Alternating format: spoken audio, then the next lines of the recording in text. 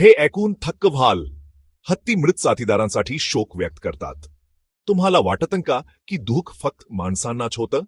पण सत्य ऐकून तुम्ही चकित व्हाल.